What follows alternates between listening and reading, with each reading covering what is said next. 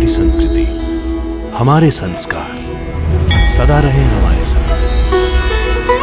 भारत के महान ग्रंथों और काव्यों का संपूर्ण संकलन। सब्सक्राइब करें तिलक। कई तरीके की एलईडी लाइट्स आपके घर और ऑफिस के लिए। GR LED lights, make India bright.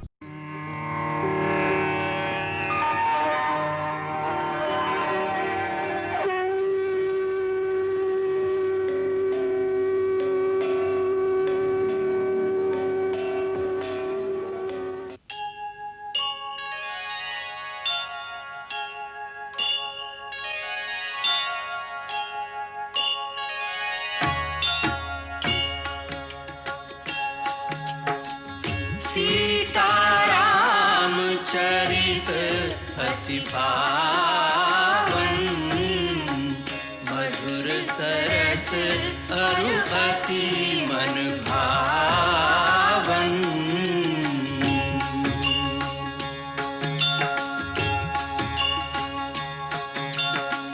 पुनि पुनि कितने हो सुने सुनाए, की प्यास बुझत न बुझाए।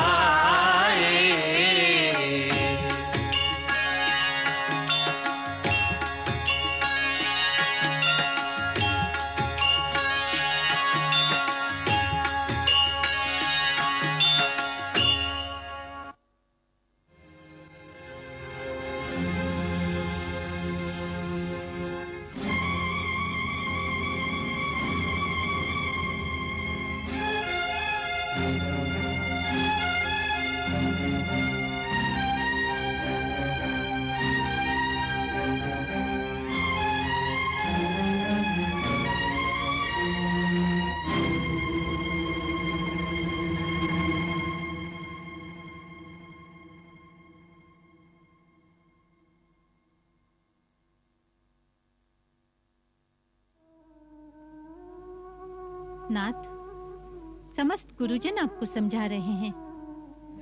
आपके नाना जी, आपके श्वशुर, आपकी माता, सभी ने एक ही बात कही है कि सीता को लौटाकर राम की शरण में चला जाऊं। यदि यही बात तुम भी कहने वाली हो तो हमारा उत्तर भी सुन लो। ये नहीं हो सकता, नहीं हो सकता, कदापि नहीं हो सकता। रावण सीता को अपनी रानी बनाएगा, उसे लौटाएगा नहीं। परंतु सीता मानेगी तब ना। मानना ही पड़ेगा। रावण की इच्छा का विरोध करना देवी देवताओं के लिए भी संभव नहीं, तो बेचारी सीता क्या। महाबली, आप चर अचर, देव, दानव, मानव, यम, कुबेर, दिक्पाल, यहाँ तक कि साक्षात काल को भी अपने भुजबल से जीत सकते हैं, परंतु एक सती सतवंती नारी के मन को नहीं जीत सकते। स्त्री का हृदय तो दया, ममता और स्नेह का अगाध सागर है। स्त्री प्रेम में पंखुड़ी के समान कोमल है, परंतु अपने सत्य धर्म के पालन में वो हिमालय से भी अधिक अविचल है। पर्वत तो भूचाल से दहल भी सकते हैं, परंतु स्त्री का हृदय बड़े से बड़े प्रलोभन और भीषण से भीषण भय से भी अपने धर्म से कण भर भी विचलित नहीं होता। तो रावण भी जो निश्चय कर लेता है, उससे कण तो क्या, अणु भर भी पीछे नहीं हटता। सीता या तो रावण के वनवास में रहेगी या यही उसकी चिता जलेगी। प्राणनाथ, ये दुराग्रह करने का अवसर नहीं है। अंगद केवल एक ही रात का समय दे गया है। ये अंतिम निर्णय की रात है। यदि ये रात्रि संधि के बिना बीत गई तो लंका केवल इतिहास के पन्नों पर ही लिखी रह जाएगी। यदि आप चाहें तो इतिहास और काल के धारे को मृत्यु से जीवन की ओर मोड़ सकते हैं। राक्षस जाति की आने वाली पीढ़ियां आपकी ऋणी रहेंगी। मित्रता और संधि के लिए आगे बढ़े हुए राम के हाथ को स्वीकार कर लीजिए नाथ। महारानी मंदोदरी, इन सब बूढ़े कायरों ने मिलकर तुम्हारी मति भ्रमित कर दी है। उनके डराने से भयभीत होकर भावावेश में आकर आप क्या कह रही है ये नहीं जानती। आप एक तुच्छ वनवासी नर के चरणों में शीश झुकाकर उनसे क्षमा मांगने को कह रही हैं। रावण को, उस रावण को जो तीनों लोगों का विजेता है, उस रावण को जिसमें धरती तो क्या, शिव समेत कैलाश पर्वत को गेंद की भांति उठाने की शक्ति है, उस रावण को जो दरबार में नवग्रहों को अपने सामने खड़ा रखता है, उस रावण को एक तुच्छ नर के सामने गिड़गिड़ाने को कह रही हैं? नहीं, मैं उस रावण को कह रही हूँ जो उस रेखा को भी पार न कर सका, जो उस तुच्छ वनवासी नर के छोटे भाई ने अपने धनुष से धरती पर खींच दी थी। हाँ, मैं उसी रावण से कह रही हूँ कि इतना अहंकार अच्छा नहीं होता। मंदोदरी! हाँ स्वामी, यदि इस समय मैं आपकी आंखों पर बंधी हुई अहंकार की पट्टी खोलकर आपको वास्तविक सत्य के दर्शन न करा दूं, तो मैं अपने कर्तव्य पालन से वंचित रह जाऊंगी। क्योंकि हर पत्नी का ये धर्म है कि कुमार्ग पर भटके हुए पति को सत्य की राह पर ले आए, जैसे कि हर अच्छे मित्र का कर्तव्य है कि वो अपने मित्र से गाली सुनकर भी उसे कुमार्ग से बचा कर ले जाए। ऐसा ही पत्नी का भी धर्म है। पत्नी से बड़ा मित्र और कोई नहीं होता नाथ। हम मित्र समझकर ही तुम्हारे पास आए थे कि हमारे थके हुए मन को थोड़ी शांति मिल जाए, परंतु तुम भी हमें प्रवचन सुनाने लगे। मैं विवश हूँ स्वामी। मेरा एक पत्नी का रूप है तो मेरा एक माँ का भी रूप है। पत्नी और माँ, ये दोनों रूप मुझे इस समय विवश कर रहे हैं कि अपने पति और पुत्रों की सुरक्षा के लिए, उनके प्राणों को एक अनावश्यक युद्ध से बचाने के लिए मैं उस राजा से भिड़ जाऊं जो अपने अहंकार के मद में सारी प्रजा को युद्ध की आग में झोंकने जा रहा है। महारानी मंदोदरी, जिसे तुम अहंकार का मद कहती हो, वह आत्मसम्मान की भावना है। एक कायर पुरुष की पत्नी होने से एक वीर पुरुष की विधवा होने में अधिक सम्मान है। जो भिखारियों से भीख मांगता फिरे, ऐसे पति के जीवित रहने से क्या लाभ? तुम उस पर कभी मान नहीं कर सकोगी। प्राणनाथ, आप ये क्यों नहीं समझते कि जिन्हें आप बार बार वनवासी और भिखारी कह रहे हैं, वो स्वयं जगन्नाथ हैं। वे कोई साधारण मानव नहीं हैं, सर्वशक्तिमान साक्षात विष्णु हैं। विष्णु! विष्णु! जगन्नाथ विष्णु! सब इसी भ्रम में भूले, कपोल कल्पना में भरमाए हुए हैं। नहीं नाथ, ये भ्रम नहीं, सत्य है। वो स्वयं विश्व नियंता चराचरपति श्रीमन नारायण ही हैं, जिनके विराट स्वरूप में अखिल ब्रह्मांड समाया है। ब्रह्मलोक जिनका शीश, पाताल जिनके चरण, सूर्य चंद्र जिनके नेत्र, मेघमंडल जिनके काले केश हैं, भयंकर काल जिनके भ्रकुटी संचालन से गतिमान होता है, वेद जिनकी वाणी, शिव जिनका अहंकार, ब्रह्मा जिनकी बुद्धि है, उत्पत्ति, पालन तथा प्रलय जिनकी चेष्टा है, उन्हीं चराचर पति ने राम नाम धारण करके नर रूप लिया है। आप उन्हें क्यों नहीं पहचानते नाथ?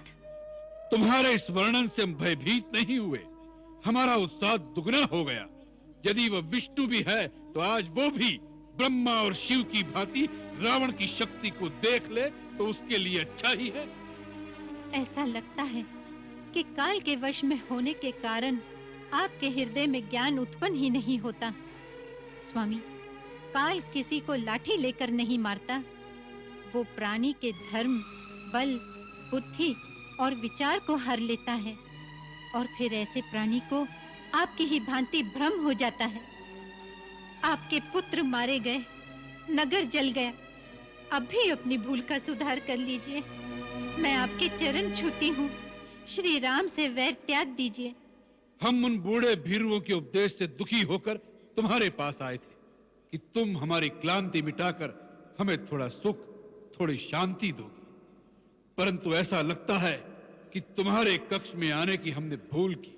सकल जतन करके भई मंदोदरी हताश, दंभी को दिखे नहीं, कंठ काल को पाश, अति भयभीत अमंगल सो भई, पति की करनी पर पछतावे।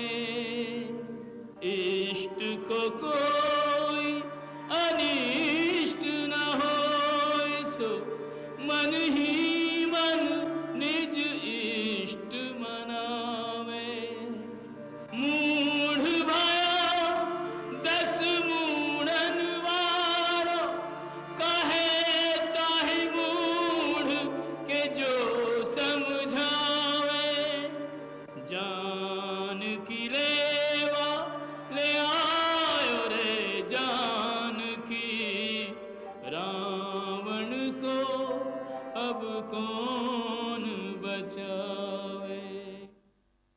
हाँ पुत्री, सबने उसे बहुत समझाया है, परंतु वो पापी तुम्हें छोड़ने की बात सुनना भी नहीं चाहता। उसके नाना माल्यवान ने, उसकी माँ कैकसी ने और उसके श्वशुर दानवराज मय ने उसे बहुत समझाया है कि एक स्त्री के लिए लंका का विनाश हो जाएगा।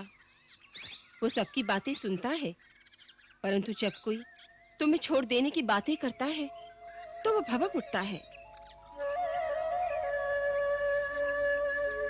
तुम्हारे पति श्री राम ने एक शांति दूत भेजकर उसे एक अंतिम अवसर भी दिया, परंतु ऐसा लगता है पुत्री कि अब युद्ध के बिना तेरी मुक्ति नहीं हो सकती।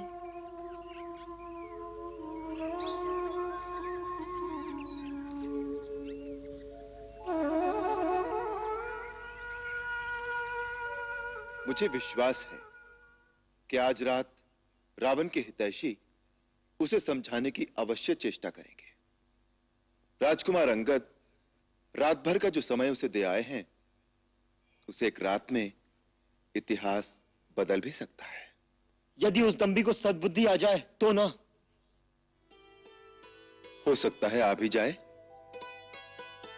महाराज विभीषण के गुप्तचरों की सूचना है कि माता कैकसी और नाना माल्यवान के अतिरिक्त उसके श्वशुर दानवराज मय ने भी उसे युद्ध न करने का ही परामर्श दिया है। परंतु वो अहंकारी मान जाएगा, उसमें मुझे संदेह है प्रभु। आपके आदेशानुसार मैंने उसे हर प्रकार से सन्मार्ग पर लाने, उसकी सद्बुद्धि को जगाने का पूरा प्रयत्न किया, परंतु मेरा कार्य निष्फल रहा। नहीं राजकुमार, तुम्हारा कार्य निष्फल नहीं रहा। हम तुमसे बहुत प्रसन्न हैं। तुमने एक दूत के दायित्व को अत्यंत पटुता और चतुराई के साथ निभाया है। इतिहास तुम्हारे इस प्रयत्न को सदा सराहेगा। आने वाले काल में राजदूत आत्मसम्मान की भाषा तुमसे सीखेंगे। हमें तो यह सबसे अच्छा लगा राजकुमार, कि अपनी वीरता से शत्रु दल के नायकों के मस्तक अपने चरणों में झुकवा लिए, परंतु रावण के आने पर अपना पांव क्यों उठा लिया? रगड़ने देते उसे भी अपना मस्तक। परंतु उसका मुकुट तो प्रभु के चरणों में गिरा दिया। हे युवराज, ये बताओ कि दशानन के शीश की शोभा, ये राज मुकुट किस तरह तुम्हारे हाथों लगा?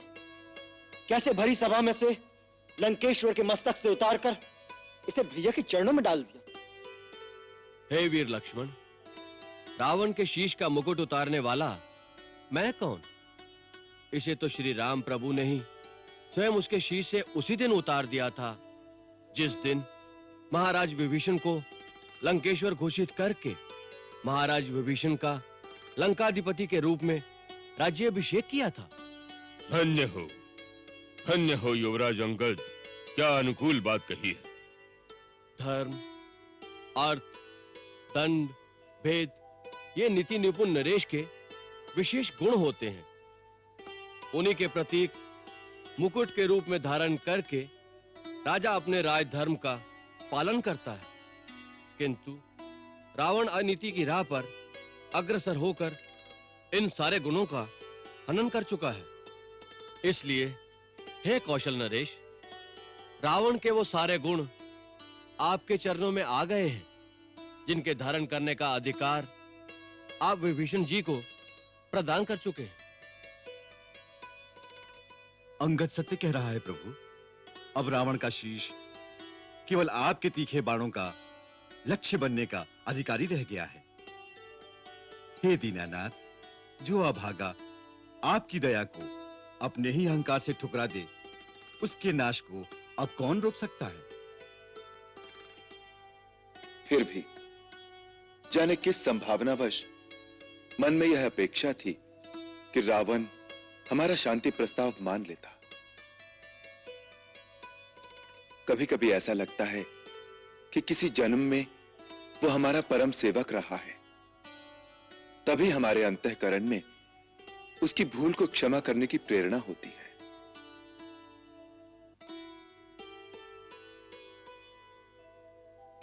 महाराज विभीषण, अपने गुप्तचरों से पूछिए कि क्या दूत को नया संदेशा लाए हैं। रावण ने क्या निश्चय किया है? रघुकुल शिरोमणि प्रभु राम की जय हो। क्या संदेश लाए हो? प्रभु, महाराज रावण ने सब परामर्श ठुकरा दिए हैं और अब वो सोने के लिए अपने शयन कक्ष में चले गए हैं। इसका अर्थ युद्ध। युद्ध?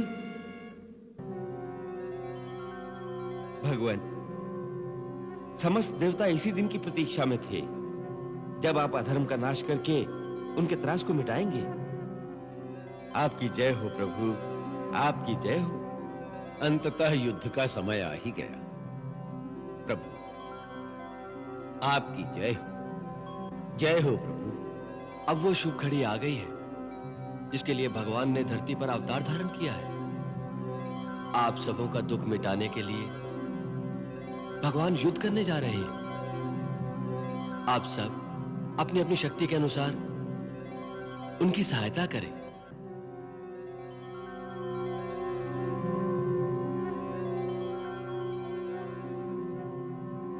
वो समय आ गया है। हर युग में जब जब अधर्म और पाप की शक्तियां इतनी बढ़ जाती हैं कि संसार से न्याय, धर्म और नीति का लोप हो जाता है, उस समय धर्म की पुनर्स्थापना के लिए भगवत शक्तियों को अवतरित होकर पाप शक्तियों से युद्ध करना पड़ता है। आज वही ऐतिहासिक क्षण आ गया है। इस समय संसार की समस्त आध्यात्मिक शक्तियों को अपना अपना योगदान देने के लिए धर्म की सेना का साथ देना चाहिए। अतः आज से हम मानसिक दृष्टि से युद्ध भूमि का निरीक्षण करते रहेंगे। हमारा एकांत भंग न किया जाए।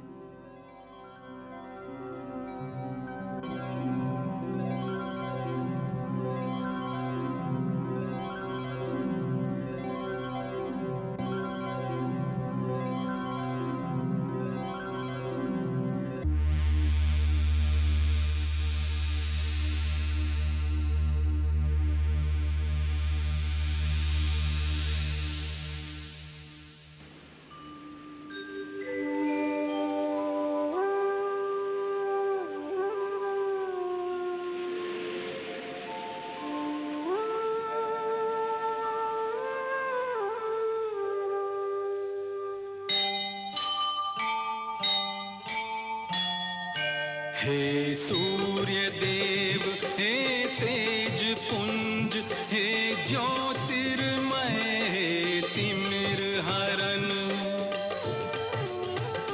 हे कमल विकासन, सर्वोच्चासन, रोग भीति दुख दूर करन, आदित्य दिवाकर अंशुमान, रवि आदि तुम्हारे संबोधन, हे सूर्य वंश के मूलनाथ, तब राम करे शतकोटि नमन, हे सूर्य वंश के मूलनाथ, तब राम करे शतकोटि नमन।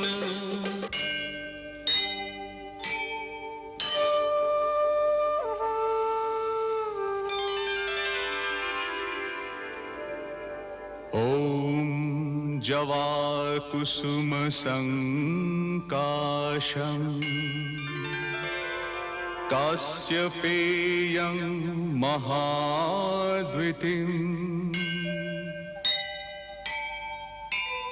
धन्तारिं सर्वपापघ्नं प्रणतोष्मि दिवाकरम्।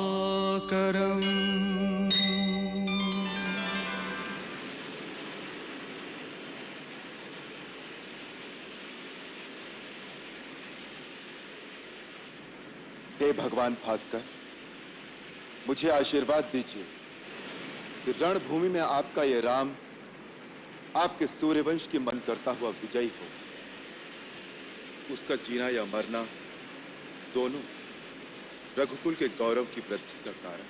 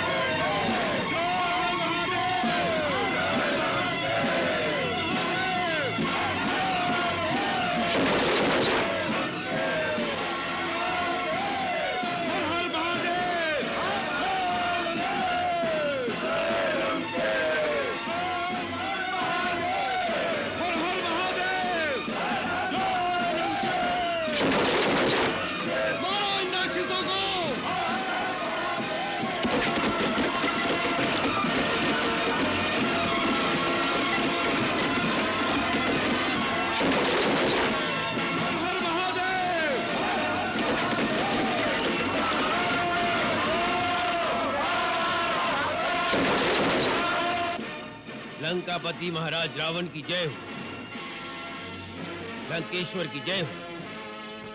महाराज, राम की सेना ने चारों द्वारों को घेर लिया है और बाहर से ही मुख्य द्वारों और प्राचीरों को बहुत भारी क्षति पहुंचाई है। महाराज, उन्होंने कई सुरक्षा चौकियों को विध्वंस कर दिया है। उनके द्वारा आकाश मार्ग से फेंकी हुई शिलाओं से नगर के भीतर भी बहुत हानि हुई है। महाराज, नगर के अंदर तो भगदड़ मची हुई है।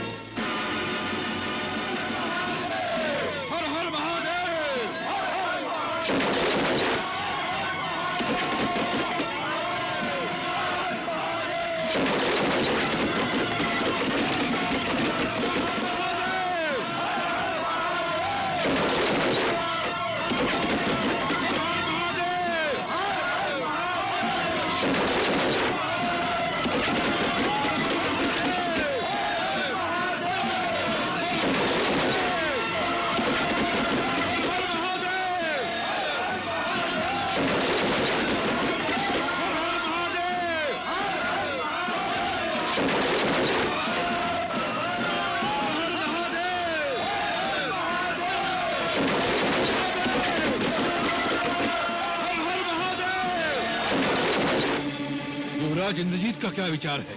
उनका विचार है कि हमें अपने द्वार खोलकर तुरंत शत्रु पर आक्रमण कर देना चाहिए। ठीक है, सबसे पहले पश्चिमी द्वार खोलकर शत्रुओं पर धावा बोल दो।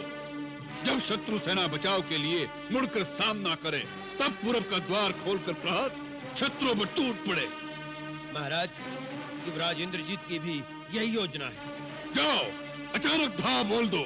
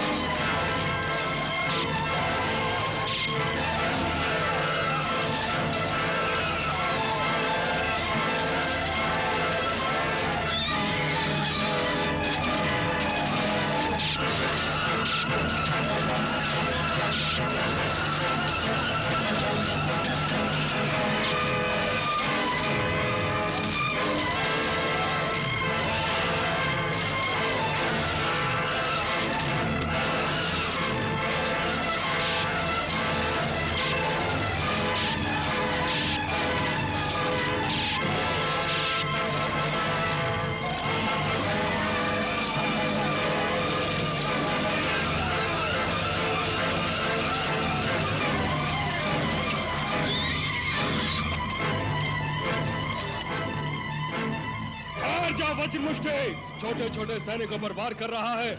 निर्लज, उसके सामने आ, जिसकी गदा के एक वार से वज्र भी चूर चूर होकर धूल हो जाता है।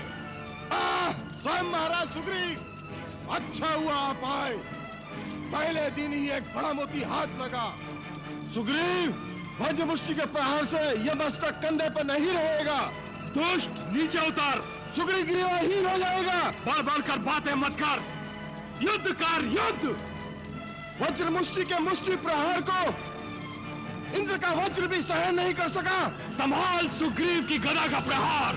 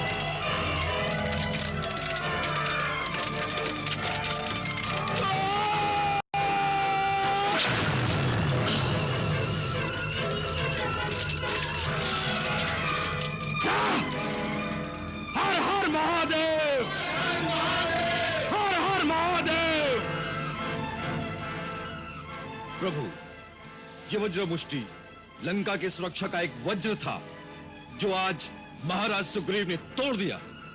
एक वज्र तो क्या, बड़े बड़े शिखर ढह जाएंगे लंका के।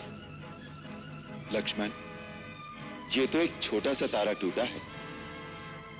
अभी तो बड़े बड़े धूमकेतु भरे पड़े हैं लंका के आकाश में। भैया, समय आने दीजिए। आपके श्री चरणों के प्रताप से लंका के आकाश में केवल रघुवंश का सूर्य ही चमकता रह जाएगा और ये सारे धूमकेतु उसके प्रकाश में विलीन हो जाएंगे।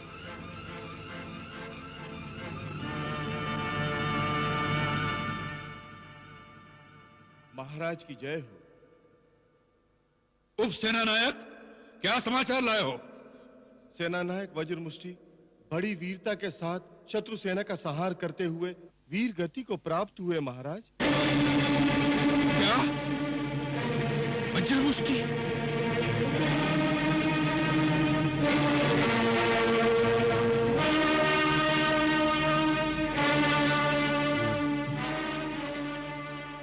मंगल भवन अमंगल हारी, प्रभु सुदशरथ अजिर बिहारी।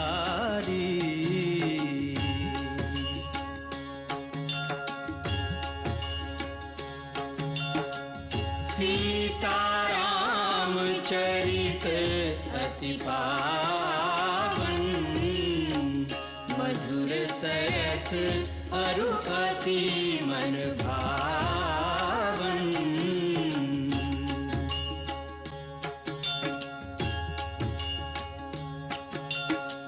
पुनि पुनि कितने हो सुने सुनाए, हिय की प्यास बुझत न बुझाए।